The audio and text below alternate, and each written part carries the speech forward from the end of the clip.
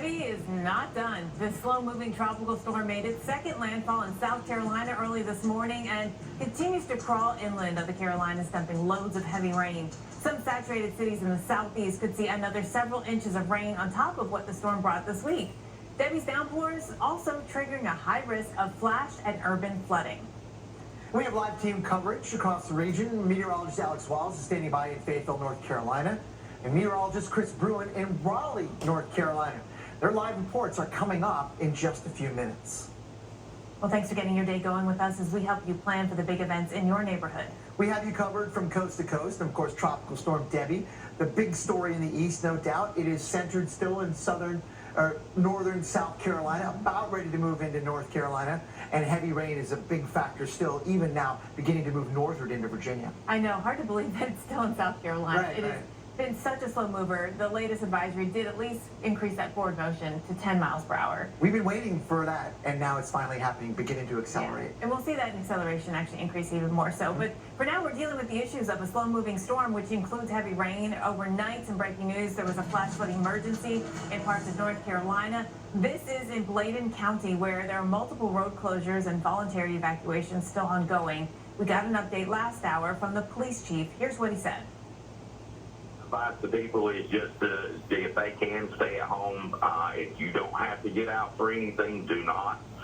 We still have high waters in the areas and some of the roads. So my advice is just for everybody to please stay at home. We're trying to make things as easy as possible. And, you know, with people getting out and about and stuff, wanting to ride the roads and stuff, it just makes things a little bit more difficult. Also breaking this morning, a tornado warning overnight in Wilson County with a possible tornado ripping through a middle school and 10 homes in the area. Search and rescue say one person died in the storm. As for the schools, classes don't start for another 2 weeks. And parts of the Tar Heel State are also swamped by heavy rain from Debby, which has forced a whole lot of evacuation orders. Meteorologist Alex Wallace is in Fayetteville, where the deluge may not let up until tomorrow. And deluge is lightly because it's not the heaviest rain where you are, but it's the rain north of you, which is still heavy, which is causing your flood concerns. Absolutely, and it's almost like a false sense of security now that the sun's come out. We've seen some blue skies, and people may be thinking, oh, we escaped it, right? Yeah, we've seen some issues here and there from some of the heavier downpours that came through last night and early this morning. Several inches, 3, 4, 5 around town. And so we've seen some areas of closures here and there in terms of the flood issues around town. But we're not done. Yes, the additional rainfall may be letting up, at least here in Fayetteville, but the flash flood threat tapers off, and now we start talking about what happens with the streams, the creeks, and the rivers, like what we've got here behind me. This is the Cape Fear River, and we've been monitoring this here since yesterday. And it was hanging right around 14 feet or so. That was generally the level for most of the day yesterday, but we've seen that come up. In fact, since we've just been here, it's gone up 2 feet. And kind of point out here, we've been watching a bit of a marker here. You got this bridge there just back behind me, and the pillars here back down to the waters of the river, and there's a sign there. And when we started, you could see that whole sign. You could see it just fine. Now, I mean, maybe a quarter of it is still left. So that's about 2 feet that we've seen the river rise here just in the time we've been here today. Since yesterday, it's gone up about 8 feet. And so it's easy to see how the river could continue to rise, which is exactly what is in the forecast here for us. Hard to wrap your brain around. In fact, a lady came in who lives close to the river and said, you know, at 60 feet, there's going to be water in her yard. And her husband was on the phone talking to us to get a sense of, is this even possible? Because you look at where the river is now, and yes, it is climbing, but to think that it could go up another 40 feet, and it's just hard to imagine, because especially when you start looking outside, you don't see a whole lot of rain. But again, it's not what's happening here now, it's what's happening upstream and what has happened already upstream with all of the rainfall that is going on out there. So this level will continue to climb. It takes time. These rivers, it's a slow roll, a slow process. By Saturday is when that crest is expected. 60 feet or so, right in that range, which puts it into major flood stage. Now, speaking of northbound, that's where we've seen some of that rain. That's where we find our very own meteorologist, Chris Bruin, in Raleigh. Chris, has the rain let up there where you are? No, Guys, this is some of the heaviest rain we've seen. I'm going to walk out into it just to kind of give you an idea. We're getting some of that training to occur. And I just want to show you the river first because this is Crabtree Creek. And this is probably the heaviest rain we've seen since we've been here, okay? It gives you an idea of how quickly this water could rise. And right across the creek is the parking lot for the mall. So the city and a lot of law enforcement, local officials, they know how vulnerable this spot is for flooding, and they're watching this area very closely. Now, the mall's open, but they've closed off the lower level because they do anticipate that to take on water. At last check, now, the gauge is at Glenwood, which is about maybe a mile or less downstream, and the depths of the creek can vary at points. There, it's risen about a foot since we've been on the air. So for 2 hours, it rose about a foot, but the rain hasn't been all that heavy so far in that 2 hour span. With this band that's coming in now, that's a concern. It could rise more drastically over the next few hours if it sits over this area. So we'll have to monitor that. I want to show you the radar and what we're looking at because we're monitoring that band really closely. Remember, we're under a flash flood warning here for Raleigh through 2 p.m. And notice those banding. In fact, can we zoom in on that radar a little bit? I want to show folks the area in Raleigh a little bit more hyper-local and just show you some of the heavier downpours that are working their way in towards the city. And notice how they're coming in a line, one after the other after the other. And that's the concern, especially if we were to get another 2 inches in an hour's time, this river may rise 3 feet. Now, if that were to be the case, now we're talking about water flooding the lower level of the parking deck here and possibly starting to get into the Macy's, which is on the lower part of the property line on that side of the mall. So that is something that I know mall workers are watching closely and also law enforcement. Now, that hasn't happened yet. The only thing that has is, come with me this way, we'll go around here. The Greenway, which is a popular running, biking path here in Raleigh, just around the bend is starting to take on water. So there's areas that are a little bit low lying, the rivers or the creeks a little bit more able to flood those spots, and we're already seeing the creek give way down there. So we're a little bit elevated, but I'll step out in the rain because this is some of the heaviest we've seen, probably around that half-inch, 3/4 inch per hour rainfall rates. And if this continues, even just for an hour, the water on the creek can really increase pretty drastically, especially in an urban area like where we are here in Raleigh. Of course, the low-lying spots in neighborhoods around the city take on water. That's certainly happening when we're dealing with heavy rainfall like we're seeing right now. I know Glenwood, we were driving from downtown to here. There were areas, especially when you went under underpasses and low-lying spots that tend to collect that water.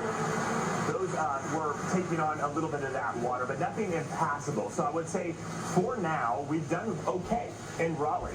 It's really going to be, how does this band evolve? Does it stay over Raleigh, or does it keep on moving? And based on the latest trends on the radar, I am concerned, Dr. Posel, because it does look like those rainfall rates are picking up and they're training toward parts of the Raleigh metro area. So we'll continue to keep you up to date with the latest here and on Crabtree Creek, because these are the creeks that can change in a hurry in these kind of events. Chris, you're right about that. The rainfall rates are pretty significant across parts of central and northern North Carolina, and you're going to be dealing with that rain for a few more hours at least yet to come. But there is some good news on the way that Debby is finally starting to move more quickly. Chris, thank you very much for that reporting. Let's have a look now at the latest stats on Tropical Storm Debby. It is actually the center of circulation still in South Carolina, and Chris Bruin is here in Raleigh, so a good distance away. It is raining really hard, but there's also the good news that I mentioned. The system overall is now moving at 10 miles per hour, which is about twice what it was this time yesterday. And by this time tomorrow, it'll be about twice what it is right now. So it is in the process of picking up speed, but earlier today it did make landfall, the second landfall, of course. This was near Bulls Bay, South Carolina. It's a 50-mile-per-hour tropical storm, pressure around 995 millibars. This is just to the northeast of Charleston. So that's where it made landfall at about 2 a.m. Eastern time this morning, and it has now made progress well inland, but so has the rain, and that's a big problem for the rest of us. It is kind of breezy still. Greensboro, North Carolina, we're gusting to 45 miles per hour. Raleigh gusting to 33. So, you know, in some of those stronger gusts with all those wet soils, we could see some trees down and some power outages because the wind So that is something to watch. But thankfully, it is going to get less windy as we go forward because the system is overall going to be spinning down over the inland environment. But on the outer edge, we have that tornado threat. We've seen a whole lot of tornado warnings already today, and we're going to see more. I'm almost certain of that. These are some of the outer rain bands. There's one there. None of these right now are initiating tornado warnings, but they might. We've seen them pop up real quick. And once you get a tornado warning, make sure you react quickly because the storms move fast. The storm motions have been 30 to 40 miles per hour toward the northwest, so they kind of train over the same area. And do note that any one of these storms, while at one moment they might exhibit rotation, the next radar scan, they don't. So we have to watch for that very carefully, that kind of development. I'm also watching some skies clearing out in here. That can sometimes destabilize the atmosphere more and increase that tornado threat during the day. We already have a tornado watch that goes until 1 o'clock. And that might not be, I don't think it's going to be the last tornado watch of the day. I think we'll see one farther to the north in Virginia overall, eventually, as Debby moves in that direction even more so quickly. So timing it out, we can see as we go through the afternoon, again, these outer rain bands could be dangerous. They could support some tornado threat. Again, right now, no tornado warnings in progress, good news. But they may come back as we go through the afternoon, maybe with some clearing and some greater instability working into the region as well. So something to watch as we watch, again, these landfalling tropical cyclones are no joke. They obviously bring the very heavy flooding rain, but they bring that severe weather threat as well. This is an estimate of how much rain is yet to come. Find your spot on the map. This is in addition to what's already fallen, so you can imagine storm totals will be well over a foot in many areas. And I gotta leave you with this. There's another system potentially brewing out there. A lot to watch in the next 7 days. There may be more development out here. A reminder that hurricane season is not even close to the middle of it. So, Jen, a long way to go. But you're talking more about what's ongoing right now with the flood in the southeast. I know, but we do all have our eyes on what's coming next year. You have to. I mean, this time of year in the tropics, you have to. We've got 4 states with more than a foot of rain now. Some of the biggest totals in Florida. Sarasota picking up nearly 18 inches of rain. In fact, more than 18 in Parrish, Florida, not too far from there. So that was with that trailing tail of moisture that, we saw the landfall in the Big Bend area, big rain near Lake City with more than 19.5 inches of rainfall. There was a lot of moisture on that trailing side, that right side of Debby. And now you can see more than 14 inches in Oliver, 18 inches in Somerville, plus, and Leland, North Carolina coming in with more than a foot. So a huge footprint of moisture. We're not done yet. It's a slow moving, still tropical system. Even at 10 miles per hour, even though it's picked up some speed, it's still not super fast. And we're dealing with the other threats that come from a slow-moving tropical system. A new flash flood warning has just been issued for Mecklenburg and Cabarrus counties, Charlotte, Concord, Kannapolis. You were under this until 2 o'clock now, so that's been extended. We've been in and out of showers, and at the moment, there's some heavy rain in the southeast side of the county. You can see that we've got a lot of rain there to the west, and that's where some of the heaviest rain has been falling, actually, over the last few hours. In the Raleigh area, we've got a flash flood warning with a considerable threat on it. This is for Cary, Raleigh, and Wilson, parts of Harnett, Johnson, and Wake counties. We've been in and out of the heavy rain. You saw that in Chris Bruin's live report that he was into some heavier rainfall, and you can see some lifting up too into the area. So more to come. We are just not done yet. Another several inches possible there, 5 to 8 inches north of there, especially into Virginia. And through the afternoon, Virginia will become the problem spot to watch as rainfall continues to add up across that zone. High risk of flash flooding and flood watches are up.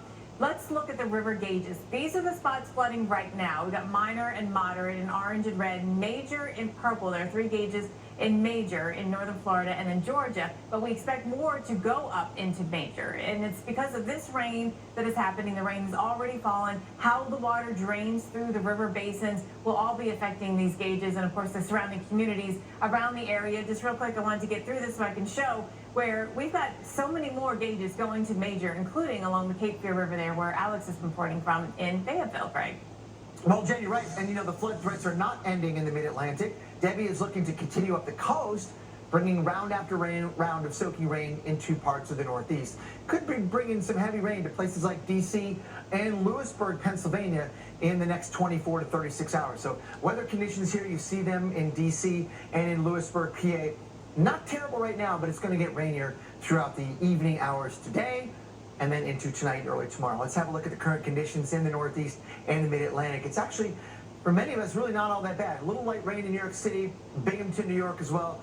D.C., you saw that cloudy, 79 degrees. That's in Baltimore, but roughly the same conditions there. And we are starting to see the movement now and the influence of Debby in its northward track toward the northeast. And by later on today, we'll see more and more showers come on in. But the bulk of it comes a little bit later, more like, let's say, tonight, late, and tomorrow especially, as Debby moves along a path about like that. It's kind of weird to see southern Canada in the cone, but Debby's not going to be a tropical cyclone anymore. It'll be a remnant low. It will have once been a tropical cyclone, but it'll be the remnants of that, still bringing that heavy rain threat to the region. There's likely to be some significant flooding as well, because while maybe the rain doesn't last all that long because Debby will be moving a lot faster, the rainfall rates will be relatively high, and that is something to consider. So be mindful of those flooding regions and watch out. Turn around, don't drown, stay away from those flooded waters. But good news as we head into Saturday, much better weather quickly on the way. Feeling Claritin Clear.